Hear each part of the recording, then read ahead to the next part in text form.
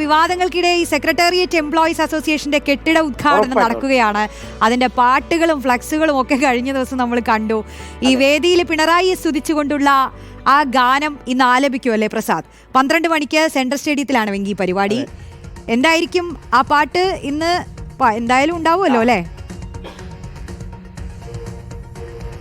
ആ പാട്ടിന്റെ സസ്പെൻസ് നമ്മൾ ഇന്നലെ പൊളിച്ചിട്ടുണ്ട്. നമ്മൾ രാവിലെ തന്നെ ആ പാട്ട് നമ്മൾ കൊടുത്തിട്ടുണ്ട്. ബാക്കി എല്ലാ മാധ്യമങ്ങൾക്കും രാവിലെ അതിന്റെ ലിറിക്സ് മാത്രമാണ് കിട്ടിയതെങ്കിൽ പാടിയ പാട്ട് തന്നെയാണ് നമ്മൾ പുറത്തേക്ക് വിട്ടത്. എന്തായാലും ആ പാട്ട് ഇന്ന് 100 വനിതകൾ ചേർന്ന് ആലപിക്കും എന്നുള്ളതാണ് തീരുമാനം.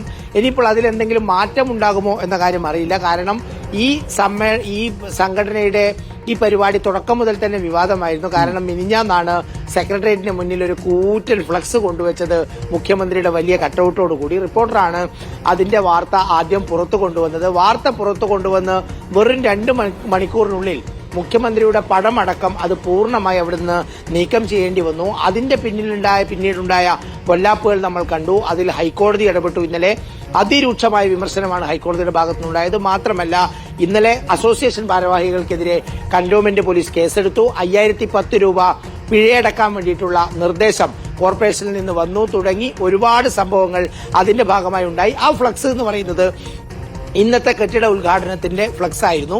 മുഖ്യമന്ത്രിയുടെ വലിയ പടം, കൂടെ വി ജോയിയുടെ പടം.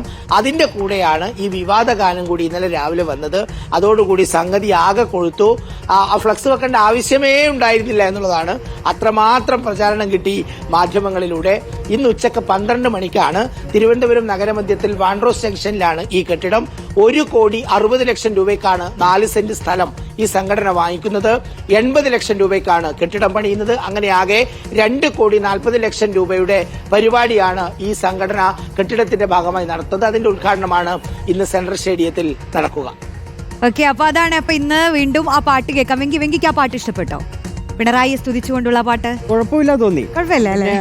കമ്മ്യൂണിസ്റ്റുകാർ ഒരിക്കലും ആ രീതിയിലേക്ക് പോകരുത് എന്ന് ആഗ്രഹിക്കുന്ന ഒരാളാണ് ഞാൻ. എനിക്ക് കാരണഭൂതന്റെ പാട്ടിന്റെ അത്ര പഞ്ചില്ലാന്ന് തോന്നി പ്രസാദ്.